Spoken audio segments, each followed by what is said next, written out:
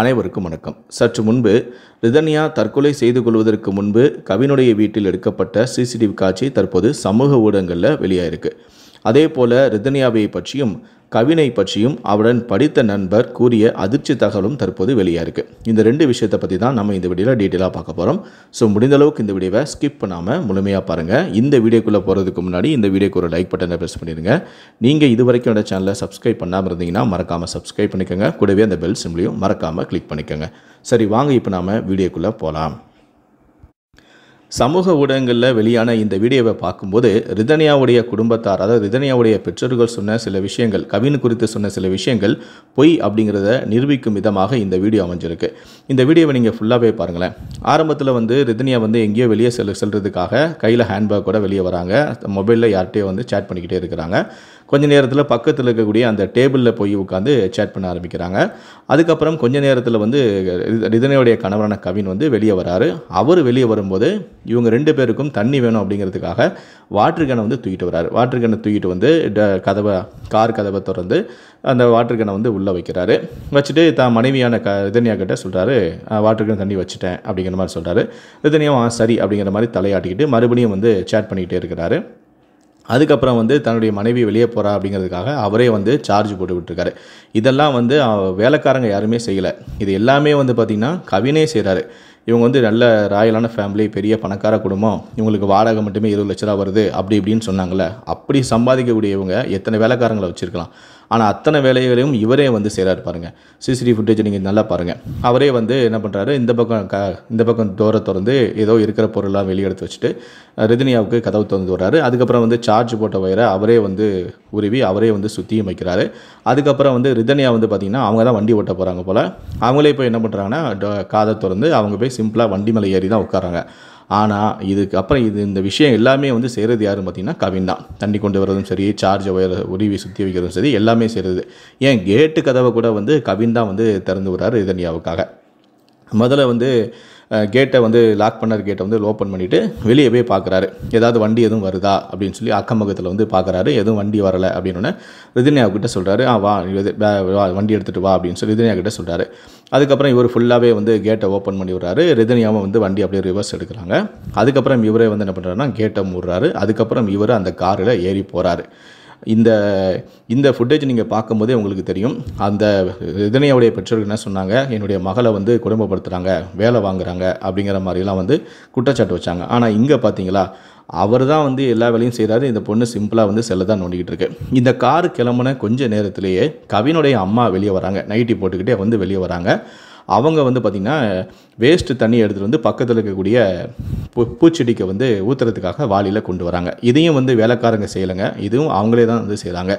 அவங்களே கொண்டு தண்ணியை ஊற்றிட்டு வெறும் வாளியை திரும்ப வீட்டுக்குள்ளே எடுத்துகிட்டு போகிற ஃபுட்டேஜும் அதில் பதிவாயிருக்கு. இவங்க கிளம்பி போன கொஞ்சம் நேரத்திலே இதை மாமியார் ரிதன்யா கிட்ட கூட சொல்லியிருக்கலாம். இந்த தண்ணியை அதில் ஊற்றிட்டு இந்த வாளியை கொடுத்துட்டு போமா அப்படின்னு சொல்லி கூட சொல்லியிருக்கலாம். ஆனால் அதை கூட அவங்க ரிதன்யா கிட்ட அந்த வேலையை சொல்லலை. அவங்களே அந்த வேலையை செஞ்சுருக்காங்க. இதை பார்க்கும்போது ரிதன்யாவை அவருடைய மாமியாரும் கொடுமைப்படுத்தலையோ அப்படிங்கிற மாதிரி நம்மளை யோசிக்க வைக்குது.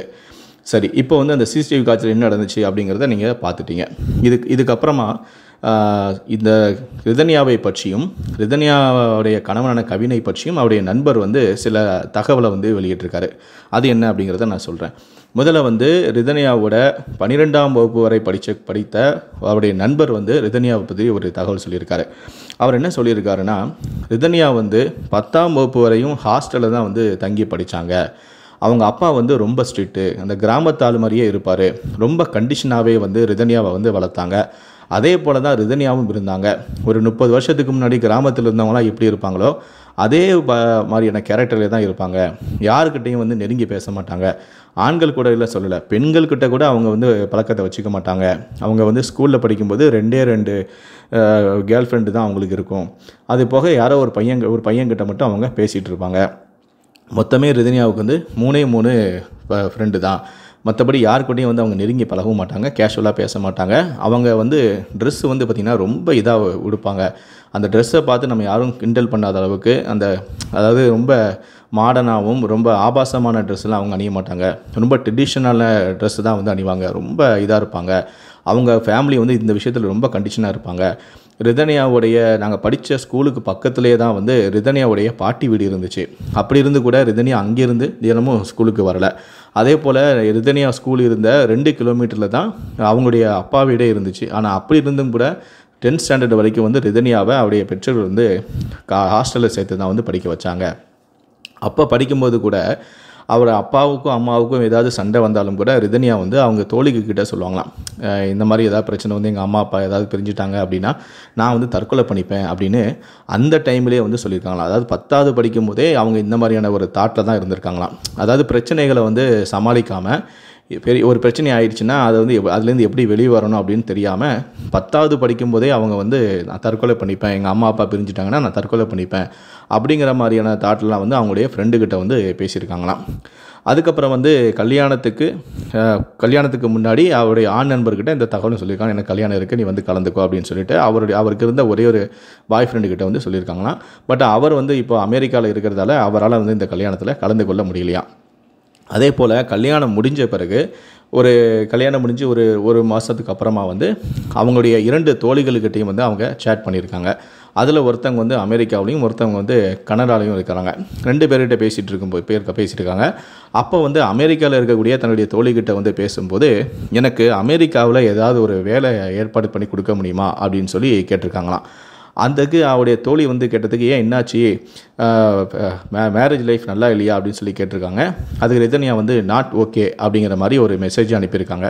உடனே சரி, கல்யாண புதுசில் ஏதாவது இந்த மாதிரி இருக்க தான் செய்யும், போக போக வந்து அப்படியே சரியாயிரும் அப்படின்னு சொல்லிட்டு அவருடைய தோழி என்ன சொல்லியிருக்காங்கன்னா, சரி ஓகே, நான் உனக்கு அமெரிக்காவில் நான் உனக்கு வந்து வேலை ட்ரை பண்ணி தரேன், நல்ல ஒரு வேலையாக உனக்கு ரெடி பண்ணி நான் உனக்கு வாங்கித்தரேன் அப்படின்னு சொல்லி அந்த டைமில் ரிதன்யாவுக்கு எப்படியோ ஆறுதல் தெரிவிக்கிற மாதிரி அப்படி பேசி அதை சமாளித்து அவங்க இது பண்ணிட்டாங்களாம். இதெல்லாம் வந்து ரிதன்யா வந்து செஞ்சுருக்காங்க, எனக்கு தெரிஞ்ச விஷயங்கள் இதெல்லாம் நடந்துச்சு அப்படின்னு சொல்லிட்டு அவருடன் படித்த அவருடைய நண்பர் வந்து இந்த தகவலை வந்து ஷேர் பண்ணியிருக்காரு. அதே போல் ரிதன்யாவோட பள்ளியில் படித்த அதே நண்பர் தான் கவின்குமார் படித்த காலேஜில் வந்து ஜூனியராக படிச்சிருக்காரு. அப்போ அவர் வந்து என்ன பண்ணியிருக்காருன்னா, அப்போது கவின்குமாரோடைய ஆக்டிவிட்டீஸ் எப்படி இருந்துச்சு அப்படிங்கிறதையும் அந்த விஷயத்தை வந்து அவரும் ஷேர் பண்ணியிருக்காரு. அதாவது கவின்குமார் வந்து என்னதான் வந்து பெரிய பணக்கார வீட்டு பையனாக இருந்தாலும் கூட அந்த மாதிரி அவர் நடந்துக்கவே மாட்டாராம். அதிகபட்சம் வந்து அவர் வந்து டவுன் பஸ்ஸில் தான் வந்து காலேஜுக்கே வருவாராம். எல்லாரோடையும் நல்ல சகஜமாக ஜாலியாக பேசக்கூடிய ஒரு டைப்பாக. இது பணக்காரன் ஆச்சே, நான் இந்த வேலையெல்லாம் செய்ய மாட்டேன் அந்த வேலையெல்லாம் செய்ய மாட்டேன் அப்படிங்கிற மாதிரி இல்லாமல் எல்லா வேலையுமே அவர் வந்து செய்வாராம், எல்லாரோடையும் நல்ல கேஷுவலாக பேசுவாராம். ஆனால் ரிதன்யாவுக்கு நண்பர்களே ரொம்ப கம்மி. ஆனால் கவின்குமார் வந்து எல்லாரோடையும் நல்ல ஜாலியாக அன்பாக வந்து பேசக்கூடியவர், நல்லா பழகக்கூடியவர் அப்படிங்கிற மாதிரி அவருடைய நண்பர் வந்து சொல்லியிருக்காரு. சில நேரங்களில் மட்டும்தான் வந்து பைக்கில் வந்து அவர் காலேஜுக்கே வருவாராம். சில நேரங்களில் வந்து அவருடைய அப்பாவோ அவருடைய ரிலேஷன் யாராவது வந்து காரில் வந்து இவர் வந்து சில நேரங்களில் டவுன் பஸ்ஸை விட்டுட்டாருன்னா வந்து பஸ்ஸில் வந்து விட்டுட்டு அந்த கல்லூரியில் வந்து விட்டுட்டு போவாங்களாம். ஸோ அந்த அளவுக்கு வந்து இவர் காசை வந்து செலவு பண்ணுறதுக்கு கூட கொஞ்சம் யோசித்து தான் வந்து செலவு பண்ணுவாராம். நமக்கு வந்து நம்ம பெரிய பணக்காரங்க அப்படின்னு தாறுமாறலாம் வந்து காசெல்லாம் வந்து செலவு பண்ண மாட்டாராம். கரெக்டாக எந்தெந்த விஷயத்துக்கு செலவு பண்ணணுமோ அந்தந்த விஷயத்துக்கு மட்டும் தான் செலவு பண்ணுவாராம். ஸோ இந்த மாதிரியான ஒரு கேரக்டர் கொண்டவர் தான். அதே மாதிரி இப்படிலாம் வந்து ரிதன்யாவுடைய ஃபேமிலி வந்து என்னுடைய மகளை வந்து செக்ஸ் டார்ச்சர் பண்ணிட்டாரு அப்படி இப்படின்னு வந்து நிறைய குற்றச்சாட்டுகளை முன் வச்சாங்க. ஸோ இதுக்காக வந்து அந்த ஜூனியர் என்ன பண்ணார்னா, சீனியர்கிட்ட, அதாவது கவினோட படித்தவர்கிட்ட வந்து அவருடைய நண்பர்கள்கிட்ட, அவருடைய நண்பருக்கும் இவர் வந்து அவரோட நண்பராக இருப்பார்ல, ஸோ அவர்கிட்ட பேசி கவினை பற்றி கேட்டிருக்காங்க.